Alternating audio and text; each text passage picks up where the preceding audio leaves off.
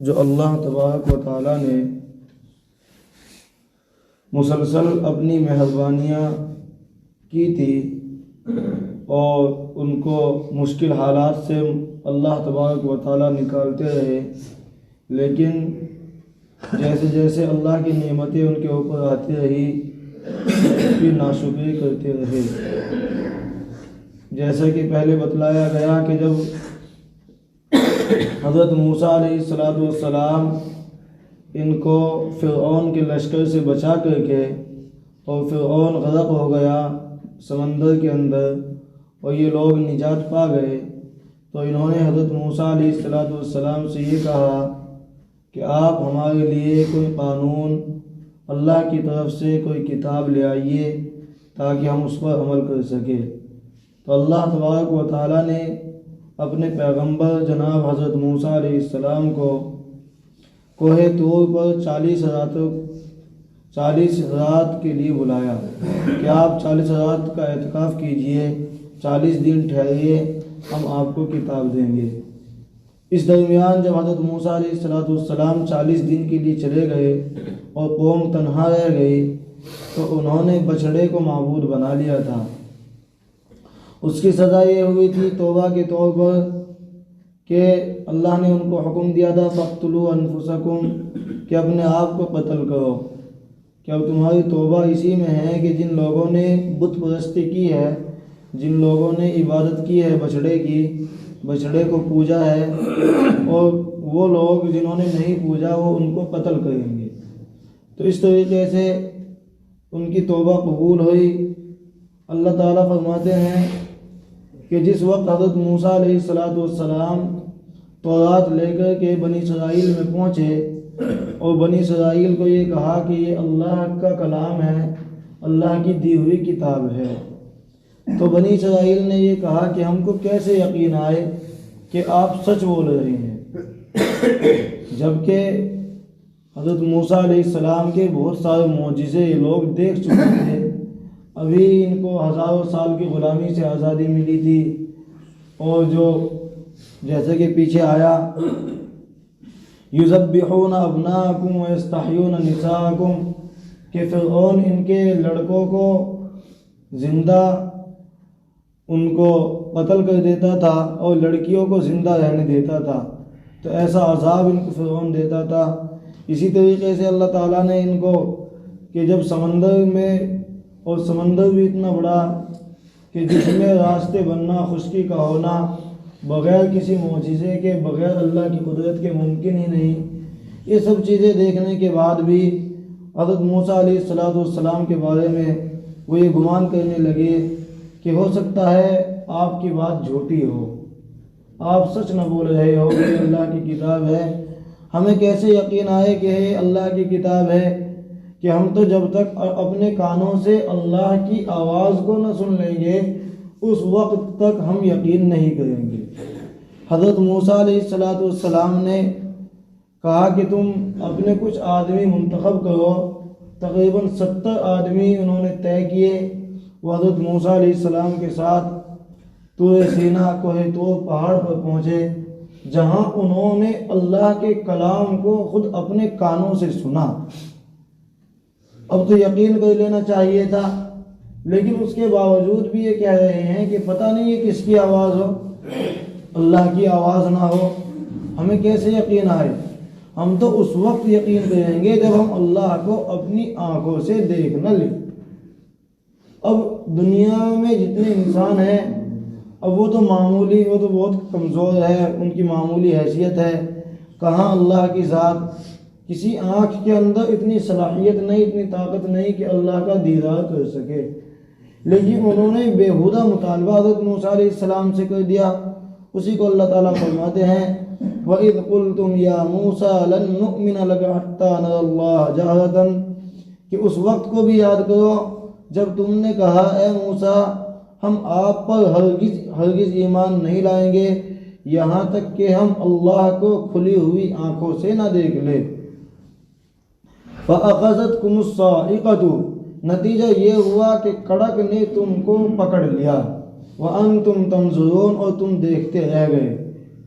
اب اللہ تبارک و تعالیٰ نے ان کے اوپر سختی کی کہ تمہارے مطالبے بڑھتے جا رہے ہیں، تم یقین کرنے کے لیے تیار نہیں، بیہودہ سوال کر رہے ہو کہ ہم تو اللہ کو اپنی آنکھوں سے نہ دیکھ لے جب تک ایمان نہیں لائیں گے۔ اب اللہ کی جانب سے ایک بجلی آئی، ایک کڑک آئی، جس طریقے سے آسمانوں کے اندر کڑک ہوتی ہے، اور اس کڑک نے ان تمام آدمیوں کو پکڑ لیا۔ وَأَنْتُمْ تَنْظُرُونَ، اور یہ دیکھتے کہ دیکھتے ہی رہ گئے، یعنی کہ وہ اللہ کے عذاب کو دیکھ رہے ہیں کہ کڑک آ رہی ہے، یہ بجلی گرج رہی ہے، یہ ہمارے اوپر پڑنے والی ہے۔ تو اللہ تعالیٰ فرماتے ہیں کہ تمہارے ساتھ ایسے اس طریقے کا معاملہ ہوا۔ ثُمَّ بَعَثْنَاكُم مِّن بَعْدِ مَوْتِكُمْ، پھر ہم نے تمہارے مرنے کے بعد تمہیں دوبارہ زندہ کر دیا، کیونکہ یہ 70 آدمی جو حضرت موسیٰ علیہ السلام کے ساتھ گئے تھے، حضرت موسیٰ علیہ السلام نے دیکھا کہ یہ تو مر گئے، یہ تو زندہ نہیں رہے، تو انہوں نے اللہ تبارک و تعالیٰ سے دعا کی کہ اے اللہ، یہ بنی اسرائیل تو مجھ پر ویسے ہی الزام تراشی کرتے رہتے ہیں، صحیح طریقے سے میری باتیں ماننے کے لیے تیار نہیں، مجھ پر ایمان لانے کے لیے تیار نہیں، اب یہ مجھ پر الزام لگائیں گے کہ ہمارے 70 آدمیوں کو لے گیا تھا اور ان کو کہیں لے جا کر کے مار ڈالا، کہیں لے جا کر کے قتل کر ڈالا، کہ اللہ اب تو مجھ کو اس الزام سے بچائیے، کیونکہ الزام حضرت موسیٰ علیہ السلام کے اوپر ہی آنا تھا۔ اللہ تعالیٰ فرماتے ہیں ثُمَّ بَعَثْنَاكُم مِّن بَعْدِ مَوْتِكُمْ، کہ تمہارے مرنے کے بعد ہم نے تم کو دوبارہ زندہ کر دیا۔ اللہ تعالیٰ نے ان کو دوبارہ زندہ کر دیا، لَعَلَّكُمْ تَشْكُرُونَ، تاکہ تم شکر گزاری کرو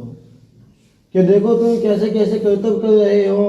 اور ہم تمہارے ساتھ کیسی مہربانیاں کر رہے ہیں کہ تم تو اپنی زندگی سے ہاتھ دھو بیٹھے تھے، تم تو مر گئے تھے اس عذاب کی وجہ سے، لیکن اس کے باوجود بھی ہم نے تمہارے اوپر مہربانی کی کہ تم کو دوبارہ زندہ کر دیا، اب تو کم سے کم میرا شکر ادا کرو۔ وَظَلَّلْنَا عَلَيْكُمُ الْغَمَامَ وَأَنزَلْنَا عَلَيْكُمُ الْمَنَّ وَالسَّلْوَىٰ، اور ہم نے تمہارے اوپر بادلوں کا سایہ عطا کیا،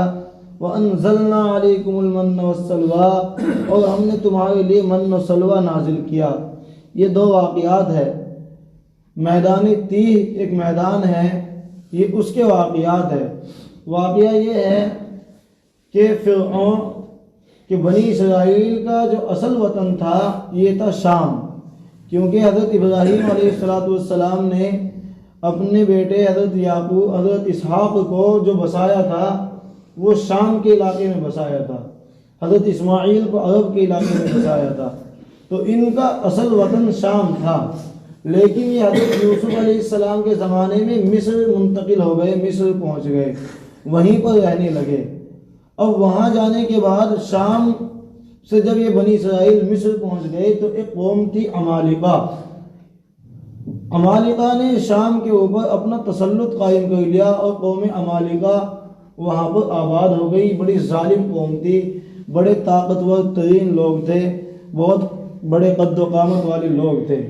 جب انہیں مستقل وقت گزر گیا مصر کے اندر رہتے رہتے، اور فرعون بھی غرق ہو گیا، فرعون جب دریا کے اندر ڈوب گیا، اب اللہ تبارک و تعالیٰ نے یہ کہا کہ اب تم آزاد ہو چکے، اب آزاد ہونے کے بعد اب تم جو تمہارا اصلی وطن ہے، جو تمہارا اصلی ملک ہے، اس کو آزاد کراؤ، اس کے لیے جہاد کرو، اس کے لیے جنگ کرو اور اپنا وطن لو۔ ہم نے تمہارے لیے اس کو شام کا علاقہ رکھا ہے۔ اب حضرت موسیٰ علیہ السلام ان کو لے کر کے چلے، لیکن جب انہوں نے دیکھا کہ قوم عمالقہ جو بہت مضبوط ہے، بہت طاقتور ترین لوگ ہیں، روایت کے اندر آیا ہے بہت سی کہ ان کا قد اتنا بڑا تھا کہ 70 میٹر یا 70 ہاتھ کے جتنا ان کا قد تھا۔ اب ان لوگوں نے عمالقہ کو دیکھا تو گھبرا گئے، جبکہ گھبرانا نہیں چاہیے تھا، کیونکہ اللہ کی طرف سے حکم ہوا ہے۔ جب اللہ کسی چیز کا حکم دے رہے ہیں تو اللہ تبارک و تعالی ایسے کام کا جس میں نقصان ہو کیسے حکم دے سکتا ہے؟ اللہ کی مدد ان کے ساتھ تھی، لیکن انہوں نے حضرت موسیٰ علیہ السلام کو یہ جواب دیا، اذهب انت وربك فقاتلا انها هنا قاعدون، کہ اے موسیٰ تو اور تیرا رب ہی ان سے لڑ سکتا ہے، ان سے قتال کرو، ان سے لڑو، انہا ہنا قائدون، ہم تو بیٹھے ہوئے دیکھیں گے۔ یہ ان کی نافرمانیاں تھی،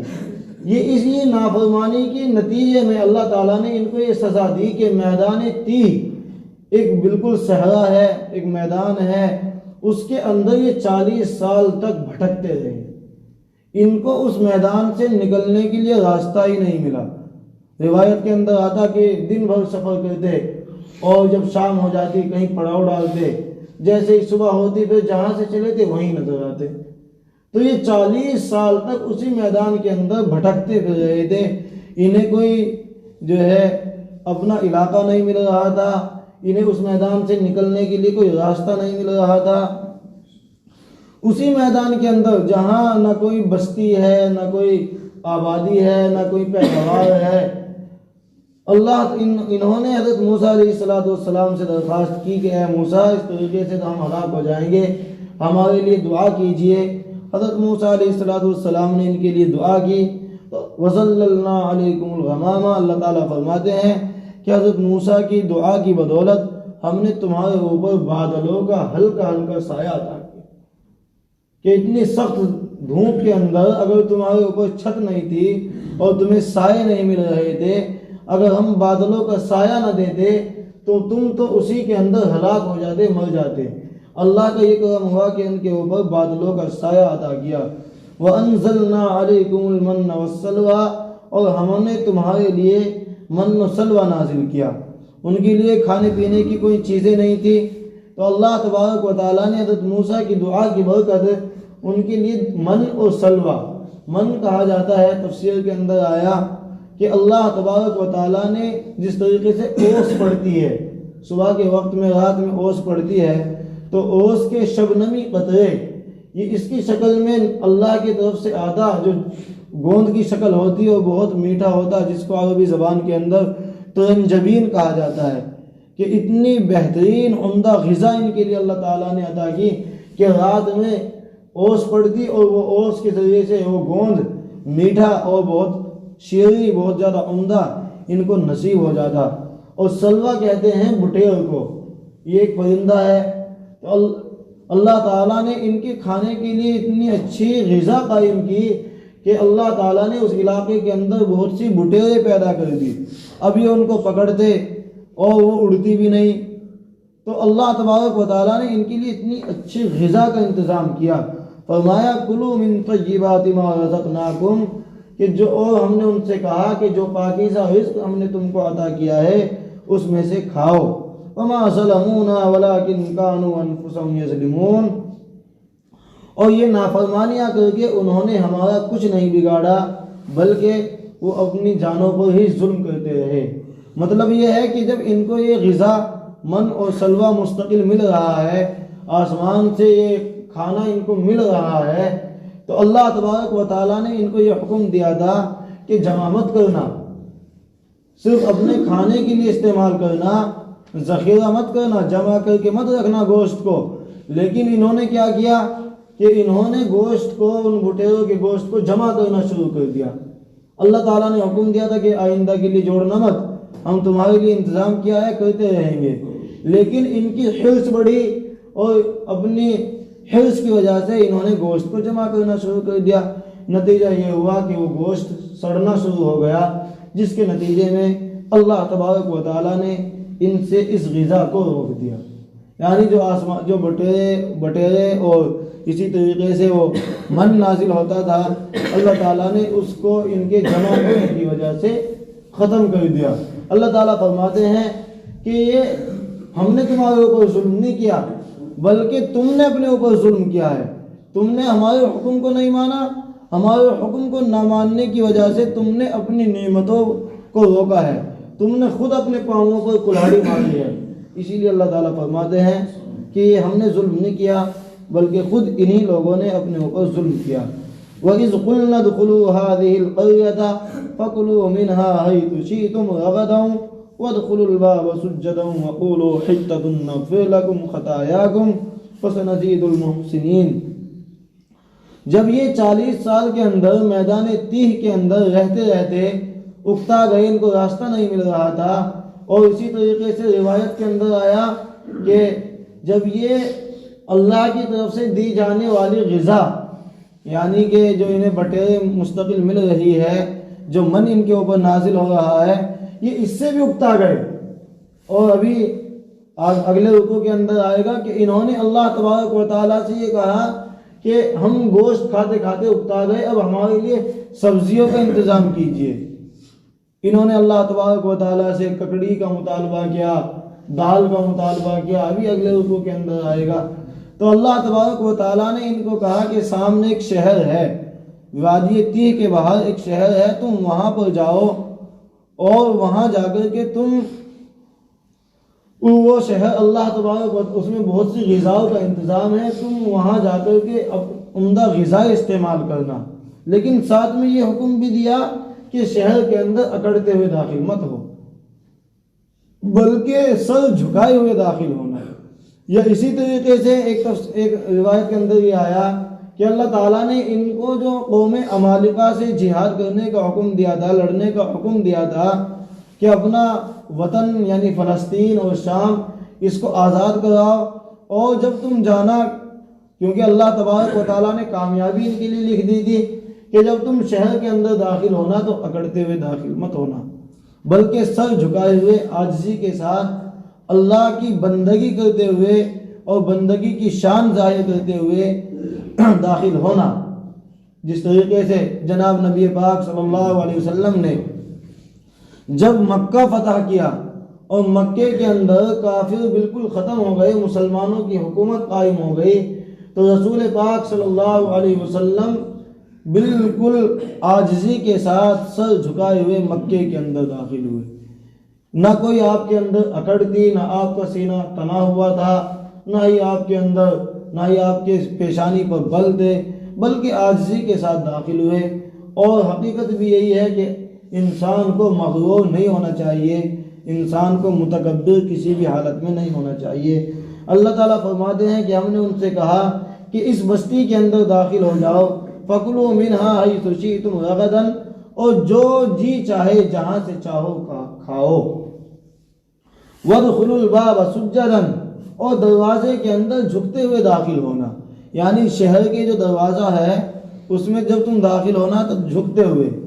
پہلے جو شہر ہوتے تھے ان کی ایک دیوار ہوا کرتی تھی، وہ شہر بند ہوا کرتے تھے، جس طریقے سے اب ان کے کچھ نشانات باقی رہ گئے۔ آپ نے دیکھا سنا ہے کہ دہلی کا جو اصل شہر ہے، جو قدیم شہر ہے، پرانا شہر ہے، وہ یہ علاقہ ہے جس میں آپ کے جامع مسجد وغیرہ اور لال قلعہ وغیرہ بنے ہوئے ہیں۔ یہ اصل دہلی ہے، شروعات یہاں سے ہوئی تھی۔ تو آپ اس کے اندر دیکھیے کہ ایک طرف آپ کو کشمیری گیٹ نظر آتا ہے، اور اسی طریقے سے اجمیری گیٹ نظر آتا ہے، موری گیٹ نظر آتا ہے، انڈیا گیٹ نظر آتا ہے، یہ چاروں طرف اس کے گیٹ ہے۔ تو یہ شہر کے جو علاقے شہر جو ہوتا تھا، اس میں دیوار بھی ہوتی تھی اور ہر طرف سے اس میں گھسنے کے لیے دروازے، بڑے بڑے دروازے ہوتے تھے۔ میرٹھ کے اندر جو اصل میرٹھ کا علاقہ ہے، آپ نے دیکھا ہوگا کہ یہ گجری بازار کا علاقہ، یہ اصل میرٹھ ہے۔ اس کے چاروں طرف ایک طرف شاپیر گیٹ ہے، شوراب گیٹ ہے، گھنٹہ گھر کا گیٹ ہے، یہ تمام گیٹ ہے۔ تو یہ شہر کے اندر پہلے دیواریں ہوتی تھی کہ کہیں دشمن رات میں حملہ کر کے پورے شہر کو تباہ و برباد نہ کرتے۔ تو سب شہروں کے اندر دروازے ہوا کرتے تھے، شام کے وقت میں وہ دروازے بند ہو جایا کرتے تھے، اور کوئی جو شہر کا باشندہ یا حکومت کا آدمی ہوتا تھا اسی کی وجہ سے وہ دروازے کھلا کرتے تھے۔ اللہ تعالیٰ فرماتے ہیں کہ جب شہر کے دروازے میں تم جاؤ تو جھکتے ہوئے داخل ہونا، وَقُولُوا حِطَّةٌ، اور یہ کہتے ہوئے جانا کہ اللہ ہمارے گناہوں کو بخش دے۔ حِطَّةٌ حِطَّةٌ کہتے جانا، یہ اللہ نے ان کو دعا بتائی تھی کہ تم یہ کہتے ہوئے جانا، نغفر لکم خطایاکم، ہم تمہاری خطاؤں کو بخش دیں گے، وَسَنَزِيدُ الْمُحْسِنِينَ، اور نیکی کرنے والوں کو اور انعام سے نوازیں گے۔ کہ تم یہ حکم ماننا کہ ایک تو اکڑ کر کے مت جانا، دوسرے یہ کہتے ہوئے جانا ہم آپ کی بخشش کے طلبگار ہیں، ہم آپ کی بخشش کے طلبگار ہیں۔ حِطَّةٌ حِطَّةٌ، یہ لفظ اللہ نے ان کو سکھایا۔ فَبَدَّلَ الَّذِينَ ظَلَمُوا قَوْلًا غَيْرَ الَّذِي قِيلَ لَهُمْ، اللہ تعالیٰ فرماتے ہیں کہ نتیجہ یہ ہوا پھر ان ظالموں نے جو بات ان سے کہی گئی تھی اس بات کو بدل کر کے ایک نئی بات بنا لی۔ کیا بات کہی گئی تھی کہ جب شہر کے اندر داخل ہونا تو دو کام کرنا، ایک تو اکڑتے ہوئے مت جانا، جھکے سر جانا، دوسرے حتتن حتتن کہتے ہوئے جانا کہ اللہ ہم آپ کی بخشش کے طلبگار ہے۔ اللہ تبارک و تعالیٰ فرماتے ہیں کہ ان ظالموں نے ہماری بتائی ہوئی بات کو بھی بدل دیا کہ انہوں نے خلاف ورزی کی کہ شہر کے اندر داخل ہوئے۔ بعض روایتوں کے اندر تو یہ آیا کہ یہ اتنے بیہودہ طریقے سے شہر میں داخل ہوئے کہ اپنی سرین کے بل گھسٹتے ہوئے داخل ہوئے۔ جس طریقے سے آدمی بیٹھا بیٹھا آگے سرکتا ہے اپنی سرین کے بل، تو اس طریقے سے بیہودہ طریقے سے شہر کے اندر داخل ہوئے۔ اسی طریقے سے اللہ تعالیٰ نے کہا تھا کہ تم بخشش طلب کرتے ہوئے جانا، تو حتتن کی جگہ حنتتن حنتتن، یعنی کہ حنتا کے معنی آتے ہیں عربی زبان کے اندر گیہوں، اناج، کہ اپنے لیے وہاں بھی جو ہے بیہودہ نعرے لگاتے جا رہے ہیں۔ جس طریقے سے بعض لوگ ہوتے ہیں کہ وہ صرف اندھے ہوتے ہیں اور انہیں حقیقت سے کوئی مطلب نہیں ہوتا اور ان پر اندھ بھکتی کا نشہ چڑھا ہوتا ہے، ان سے جو بلواؤ وہ صحیح بات نہیں کہتے۔ اسی طریقے سے اللہ تعالیٰ نے ان کو ایک نعرہ دیا تھا حتتن، لیکن اس کی جگہ حنتتن فی شعیرتن، کہ ہمیں تو غذا چاہیے، ہمیں تو گیہوں چاہیے، روٹی چاہیے۔ تو وہاں بھی اللہ تبارک و تعالیٰ کی بات کو انہوں نے بدل دیا۔ اللہ تعالیٰ فرماتے ہیں کہ ان ظالموں نے ہماری بتلائی ہوئی بات کو بدل دیا۔ فَأَنزَلْنَا عَلَى الَّذِينَ ظَلَمُوا رِجْزًا مِّنَ السَّمَاءِ، نتیجہ یہ ہوا بِمَا كَانُوا يَفْسِقُونَ کہ جو نافرمانیاں وہ کرتے چلے آ رہے تھے۔ کتنی نافرمانیاں؟ پچھلے کئی رکوع سے ان کی نافرمانیوں کا ذکر چلا رہا ہے کہ جو نافرمانیاں وہ کرتے چلے آ رہے تھے، ہم نے ان کی سزا میں آسمان سے فَأَنزَلْنَا عَلَى الَّذِينَ ظَلَمُوا رِجْزًا مِّنَ السَّمَاءِ، ہم نے آسمان سے ان کے اوپر عذاب نازل کر دیا ان کی نافرمانیوں کی وجہ سے۔ بنی اسرائیل کوئی چھوٹی موٹی تعداد میں نہیں تھے۔ ایک روایت کے اندر آیا کہ 6,70,000 لوگ تھے۔ اتنے لوگ مسلسل نافرمانیاں کر رہے ہیں تو اللہ تعالیٰ کی طرف سے آسمان سے عذاب آ گیا۔ اب وہ عذاب کیا تھا جس میں یہ گرفتار ہوئے، جس نے ان کو پکڑا؟ ایک روایت کے اندر آیا کہ وہ عذاب اللہ تبارک و تعالیٰ نے طاعون کی شکل میں ان میں بیماری پیدا کی۔ اس طاعون کو اللہ تبارک و تعالیٰ نے پھیلا دیا۔ اس طاعون کی وجہ سے تقریباً 70,000 سے زیادہ بنی اسرائیل ہلاک ہوئے۔ اور یہ تمام کا تمام اللہ تعالیٰ فرماتے ہیں عَلَى الَّذِينَ ظَلَمُوا، کہ یہ خود ہی ظالم تھے، یہ ظلم کرتے تھے، یہ ایک بھی بات ماننے کے لیے تیار نہیں ہے، تو ان کے اوپر عذاب آنا ہی تھا۔ یہ تمام باتیں اللہ کے رسول صلی اللہ علیہ وسلم پر مدینے میں نازل ہو رہی ہے۔ بتلایا گیا تھا مکے کے اندر زیادہ کون لوگ تھے؟ مشرکین، جو اللہ کے مشرکین جو اللہ کو نہیں مانتے تھے اور اللہ کے ساتھ شرک کرتے تھے۔ لیکن مدینے کے اندر ایک بڑی تعداد یہودیوں کی آباد تھی۔ یہود یعنی کہ جو حضرت موسیٰ علیہ السلام پر ایمان لائے تھے۔ تو اللہ تبارک و تعالیٰ یہ آیتیں نازل کر رہے ہیں، جناب رسول پاک صلی اللہ علیہ وسلم یہ دعوت دے رہے ہیں کہ دیکھو تمہارے بڑوں نے، تمہاری قوم نے وقت کے نبی کے ساتھ کس کس طریقے کی نافرمانیاں کی ہے، لیکن تم آج تک بھی زندہ ہو، آج تک بھی اللہ تعالیٰ نے تم کو برقرار رکھا ہے، تو اب تو تمہیں تمام باتیں جان کر کے ایمان لانا چاہیے۔ لیکن یہ لوگ ایمان لانے کے لیے تیار نہیں ہیں۔ اللہ تبارک و تعالیٰ مستقل ان کی نافرمانیوں کا ذکر اور ان پر اپنی مہربانیوں کا تذکرہ ابھی آگے بھی کرتے رہیں گے۔ اللہ تبارک و تعالیٰ عمل کی توفیق نصیب فرمائے۔